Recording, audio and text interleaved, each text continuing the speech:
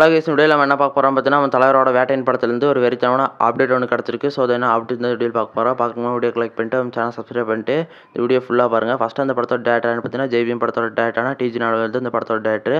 So வேட்டையின் படம் October மாதம் release ஆக போகுது. ரீசெண்டாக இந்த படத்தோட ஷூட்டிங் பார்த்தீங்கன்னா கேரளா, ஆந்திரா, அப்புறம் தூத்துக்குடியில் இந்த படத்தோட ஷூட்டிங் போயிட்டு இருந்துச்சு. ஸோ இந்த படத்தோட கேஸ்டிங்கில் பார்த்தீங்கன்னா நிறைய பெரிய ஆக்டர்லாம் இருக்காங்க. ஆனால் மக்கள் இந்த கேரக்டர் எதிர்பார்க்குறாங்க பார்த்தீங்கன்னா ஃபகத் வாசில் தான். ஏன்னா அவர் இந்த படத்தில் என்ன கேரக்டர் பண்ண போகிறாருன்னு மக்கள் யாருக்குமே தெரியல. ஸோ நம்ம ஃபகத் வாசில் பார்த்தீங்கன்னா வேட்டையின் படத்தில் ஒரு காமெடி கடந்த வில்லன் ரோலாக பண்ண போகிறாரு. ஸோ நம்ம தலைவருக்கு பயங்கரமாக டஃப் கொடுப்பாருன்னு நினைக்கிறேன்.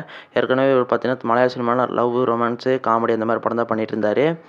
இதுக்கு முன்னாடி ஒரு நடித்த மாமன்னன் படத்தில் ரத்த வேணுங்கள் கேரக்டரில் அவரோட நடிப்பு திறமையில் பயங்கரமான சம்பவம் பண்ணிட்டாரு. அந்த கேரக்டர் அவனை மைண்ட் விட்டு போகாமல் இருக்குது. ஸோ இந்த வேட்டையின் படத்தில் பார்த்தீங்கன்னா யாருனாலையும் மறக்க முடியாத மாதிரி ஒரு பயங்கரமான சம்பவத்தை பண்ண போகிறாரு. இது வரைக்கும் பார்க்காத ஃபகத் வாசில் வேட்டையின் படத்தில் நம்ம பார்க்க போகிறோம். இப்போ ரீசெண்டாக நம்ம ஃபகத் வாசலோட நடிப்பில் ஏப்ரல் 11 ரிலீஸ் ஆன ஆவேசம் படம் பார்த்தீங்கன்னா தமிழ் சினிமா ஆடியன்ஸ்கிட்டையும் மலையாள சினிமா ஆடியன்ஸ்கிட்டையும் நல்ல ரிவ்யூஸ் வாங்கி நல்லா போயிட்டுருக்கு. இந்த படத்தில் நம்ம ஃபகத் வாசல் பார்த்தீங்கன்னா லோக்கல் ரவுடியாக வெறித்தனமாக நடிச்சிருக்காரு.